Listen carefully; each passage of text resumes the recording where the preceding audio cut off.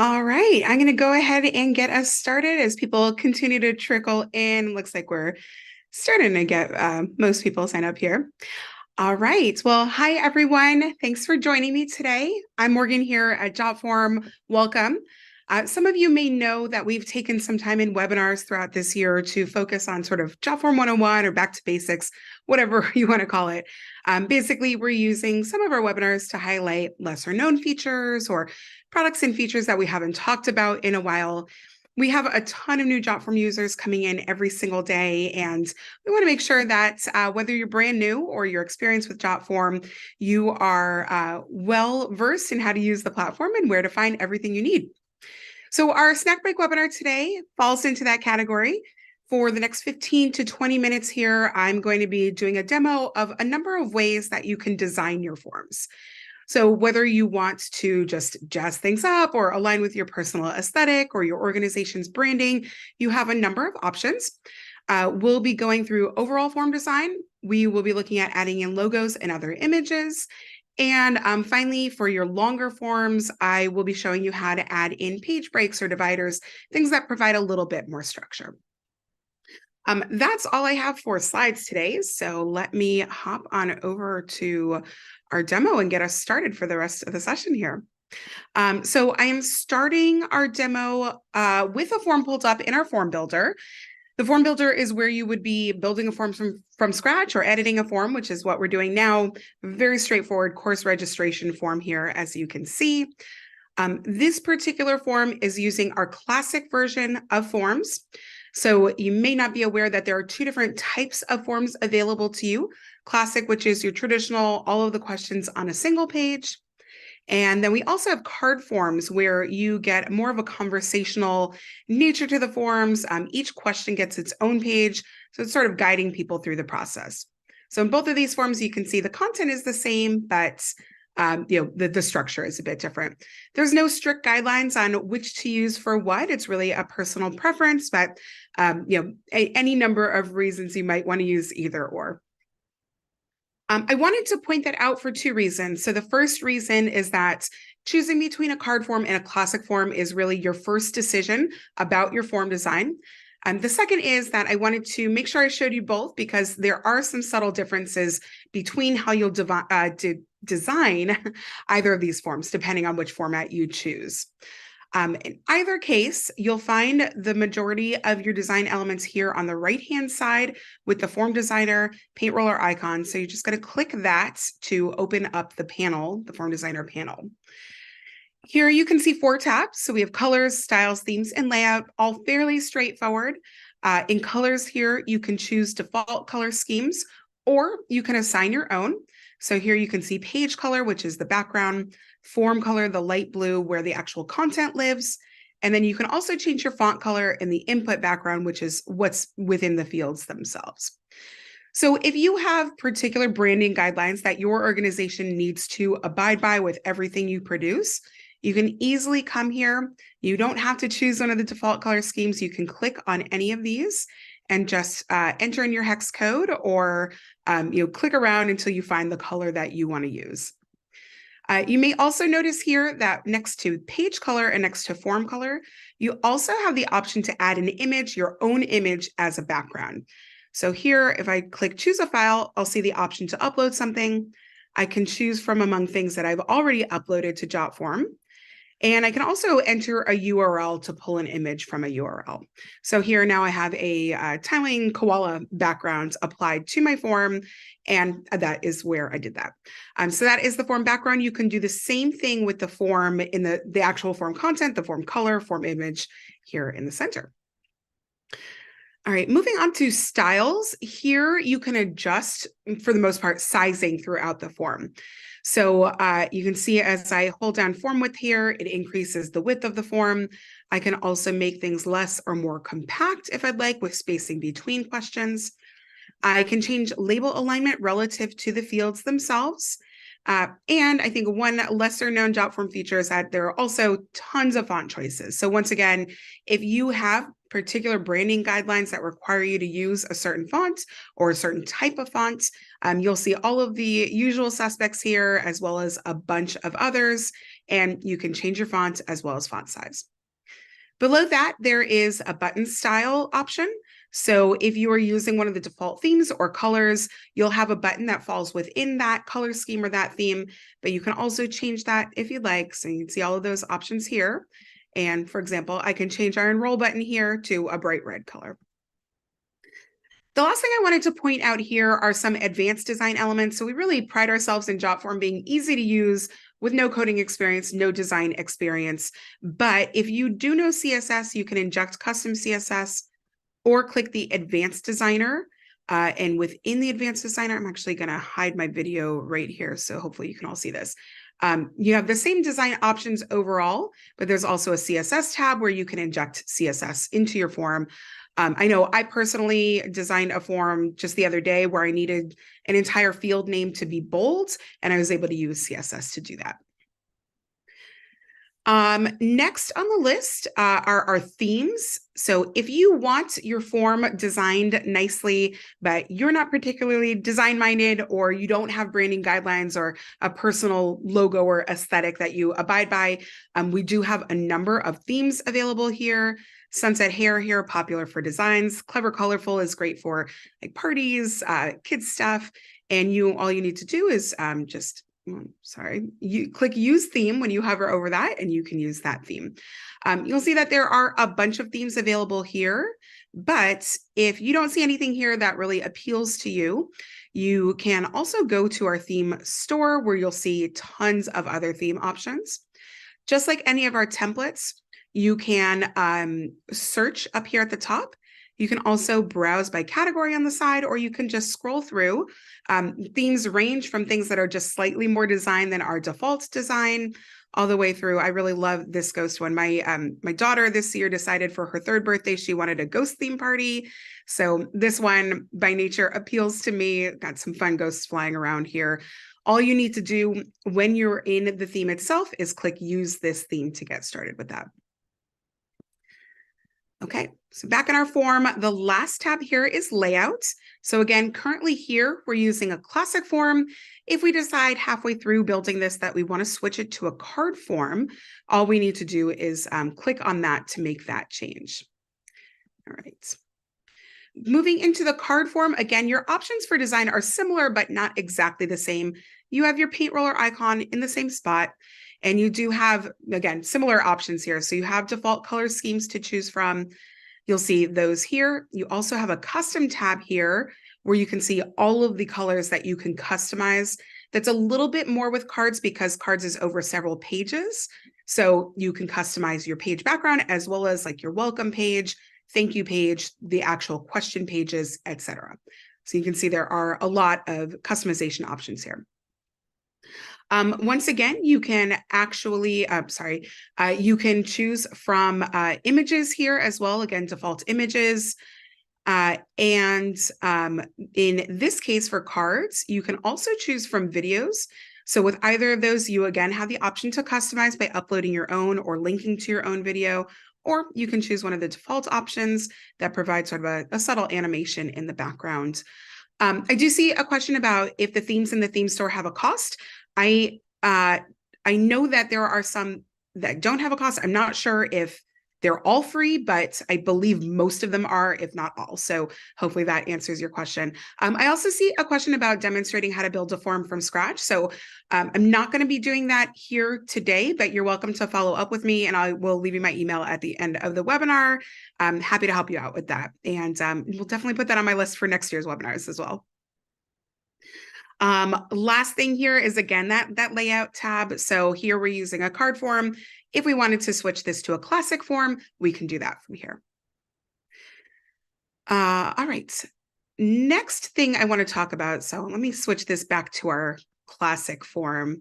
You may notice as you switch from cards to classic that there are some things you have to tweak a little bit, but this one looks like it actually carried over just fine.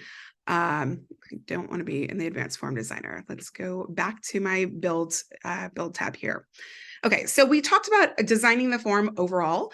So again, that's adding colors, images, etc. I'm actually going to turn off our koala just to make this a little bit easier to see as I go throughout the rest of the session. Let's go back to that blue color. All right, so next I want to talk about logos and images. So give this a second to switch over. I did notice that my computer is being a little bit slow today, so hopefully we get that going soon. In the meantime, until that switches back to our just flat color, at the very top of the form here, you can sort of see a dotted line. And then as I hover over this, you can see it says add your logo. So with your classic forms, all you need to do to add your logo is click add your logo. And again, you see those same options to go ahead and get started with your logo. So I'm going to add this very professionally designed logo that I absolutely created in a Google Doc. So you can see my logo has been added now. I can adjust the size. I can also adjust the alignment. So all you need to do is upload your file for that. Similar again in cards, but not exactly the same. So let's try reloading that page here. Okay. We have in cards instead, since the questions again are on their own pages, the logo doesn't appear at the top of a page, it appears on the welcome page. So with cards, again, you're going to look for that dotted line, but instead hit edit welcome page. Here we have a welcome screen and you can click here, click to add logo to add in that logo. Same options once you do that. So you can choose from among your own images. Here we also have a couple hundred of icons that you can choose from. So if you don't have a particular logo, you're a small business or an individual person trying to hit the ground running on something, there are lots of options that you can use here that more than likely you can find something that aligns with what you're trying to do.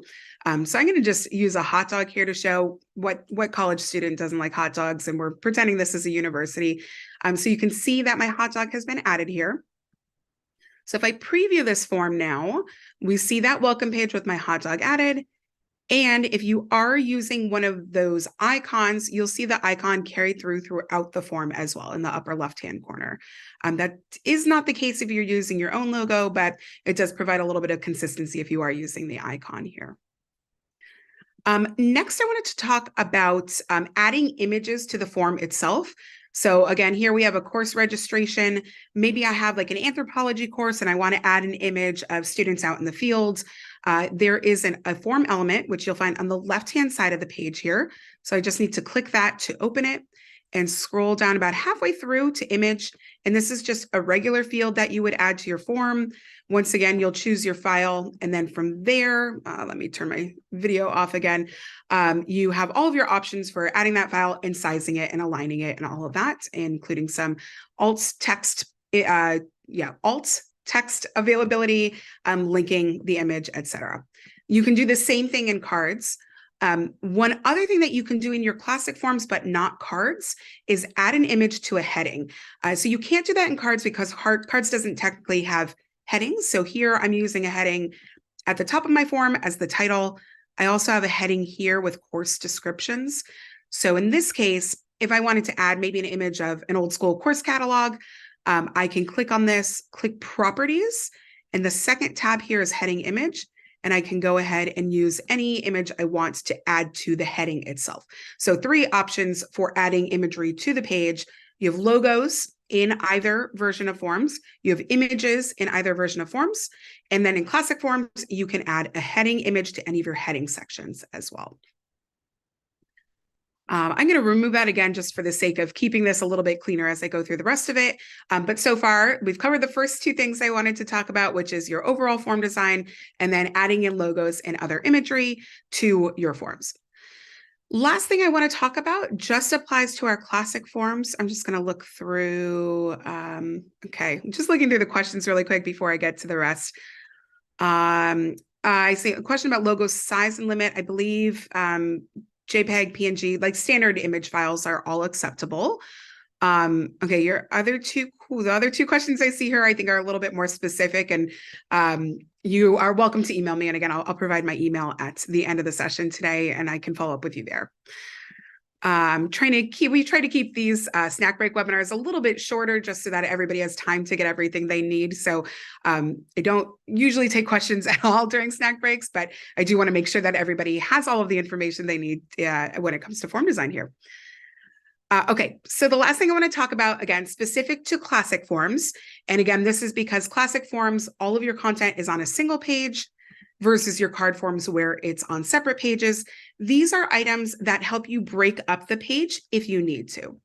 So for that, we're going to stay in the form elements on the left-hand side of the page here and scroll all the way to the bottom, and you can see 3 page elements here.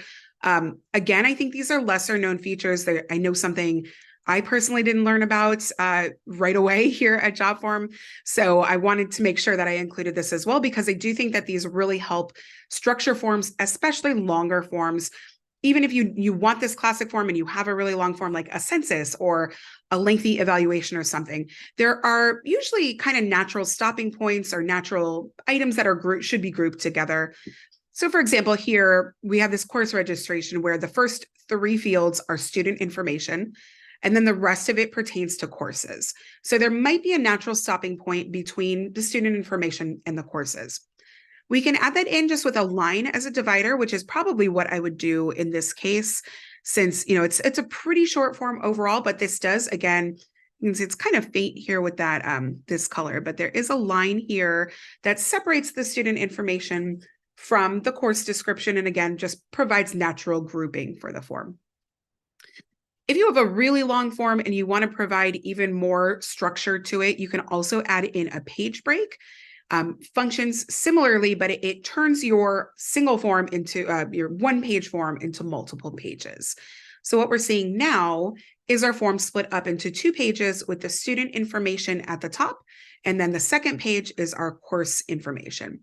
So if we were to preview this form, pretend we're a student filling this out, now we see this student information as the first tab or the first page. They would fill that out and hit next. Then they see the option to select their course. They see the option to leave comments, like if they have a backup course, and they can see the course descriptions here. And then there's a back button if they need to go back a step. The last page, no matter how many pages you have, will have a submit button. If you have multiple pages, middle pages will have a back button to go back a step and a next button to go to the next page. All right, so going back to our build here, so that covers page breaks and that covers the divider. The last thing I wanted to talk about here is section collapse. Section collapse is great for an example like this, where we have information that we want to include in the form. It might be essential that some students have course descriptions available. They may really need to read through everything and choose their course. Other students may not even need it at all.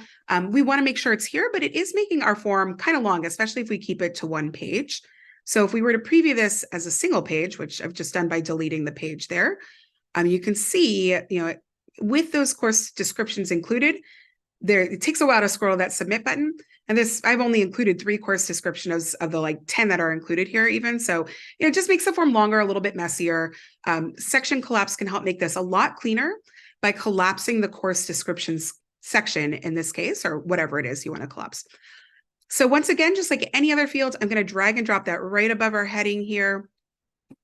I can click to add this. So I'm going to write click here to see course descriptions. And when I click on this section, there is a properties menu where I can also determine whether I want the section to appear hidden or visible by default. So in this case, I want it hidden, but I want students to be able to see it if they need it. We can also choose to hide or show the button itself. So you can always play around with settings there until you find something that works for you. So I'll close this out. And once again, we'll go to preview in the upper right-hand corner to check it out. And here you can see that form again, but now that course description section is hidden, or it's hidden. And we can click on it to see the whole thing. So again, those students who really need to read through that have that available to them. And then they can close it. They can still easily get to that submit button. The students who don't need it, their form is super short and easy to fill out. It's not quite, with the logo included, it's not quite above the fold for the submit button, but it's still right there. The context of the form is all right here. So again, makes things a lot cleaner and easier for them to get through. Okay, so that is everything I plan to cover today. I'm going to skim questions one more time and see if there are any I can answer really quickly. Is this session being recorded? Yes, I'm going to get to that in just a second. So we'll come back to that. Can you change the color if it's too light? Yeah, so all of your color options are up here in the form designer. That includes page color, form color, font color, and input background. And I believe the divider, if that's what you're talking about, I believe that corresponds to The color, I'm not entirely sure the dividing line can be changed, but for the most part, as you're selecting colors, or if you go with any of the default color schemes, kind of updates the whole form on your behalf. Anonymous here, you don't have a name included, so I can't call you out by name. You asked, where is that again? I don't know what you're talking about. So if you can respond to that, maybe I can come back to you as I just wrap things up here. So I'll give you a second to type that in while I wrap things up. So for those of you who are wondering how to watch this and share this video, you will be able to find this on our YouTube channel tomorrow at the latest, may even be up there a little bit later today. That is just youtube.com/thejotform, or you can Google Jotform YouTube. So you'll see this webinar. You'll see all of our other webinars. We have almost 100 webinars, or over 100 webinars at this point included there. Tons of information. There are a lot of product-based webinars. We also have short form tutorials, so you can find other design, more specific sessions about design or anything else, all of our products and features. Our podcast is on there, so tons and tons of video content on our YouTube channel. Absolutely recommend that you check that out. And again, that's just Jotform, or youtube.com/thejotform. Last thing I wanted to mention, I believe this is going to be our last live webinar for the year. So again, if you're looking for more sessions from us, check out our YouTube channel for those, and hopefully we'll see you in the new year for others. I see a lot of questions here about other sessions that we might have in the future. So some of these are pretty specific. I'm going to ask you to follow up with me, and I will either answer myself or share that with our support team who can get back to you. If you have any questions about how to set up your form, or something's not working the way you expect it, or you want to do something and you're not sure if you can, support is a great, excellent resource for that. 24/7 online support. They usually respond within a pretty short time frame. So that is, I believe it's jotform.com/contact. I always forget that one. You just search Jotform support. There you go. Yeah, jotform.com/contact, and you can see that there pop up, and just enter your question and send it off. Again, you can see here average response time. They usually respond pretty quickly to those. So you're welcome to contact them directly. You can also reach out to me. I'm Morgan at jotform.com, Morgan at Jotform. Again, I may not be able to answer all of your questions. I will try. If I can answer it, I will. If not, I'll have support get in touch with you. But again, feel free to email me with any of these questions that were a little bit too specific for what I was going for today. Also, if you have suggestions or questions about future webinars we might offer, and also if you have an exciting form design you want to show off, I'd love to hear from you about those as well. Otherwise, again, hopefully we'll see you live in the new year. Check us out on YouTube, and I hope everybody has a good rest of the year and happy holiday season. All right. We'll see you later. Bye.